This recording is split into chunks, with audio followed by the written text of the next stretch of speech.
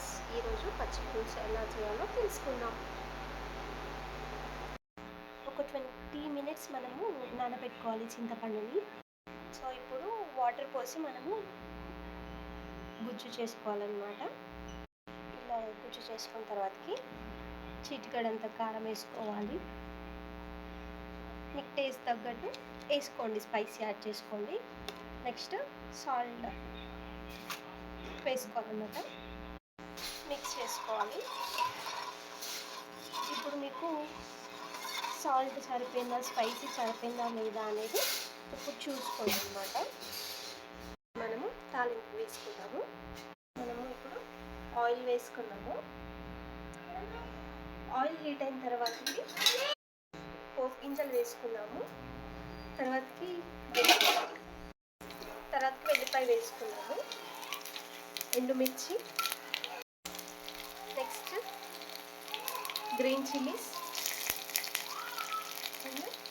Onions, చిక్కడంత పసుపు వేసుకొని mix చేసుకోవాలి.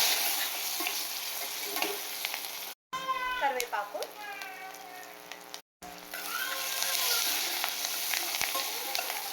మిక్స్ చేసుకోవాలి. ఇప్పుడు స్టవ్ ఆఫ్ చేసుకొని ఇంతకుముందు మనము పులుసు చేసుకున్నాం కదా, దాంట్లో పచ్చిమిర్చి అండ్ ఉల్లిగడ్డ వేసుకోవాలి. వేసుకొని కొంచెం రాళ్ళ ఉప్పు అంటారు కదా, సో అది వేసుకొని బాగా ఇలా పిసుకోవాలన్నమాట.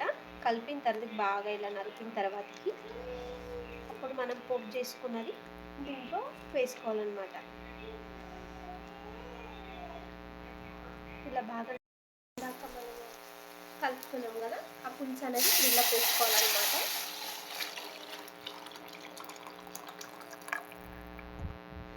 ఒక 2 మినిట్స్ ఇలా మసలనివ్వాలి.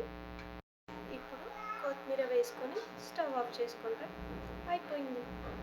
మీకు కనుక నచ్చినట్లయితే లైక్ చేయండి, షేర్ చేయండి, కామెంట్ చేయండి, అలాగే సబ్స్క్రైబ్ చేయండి ప్లీజ్.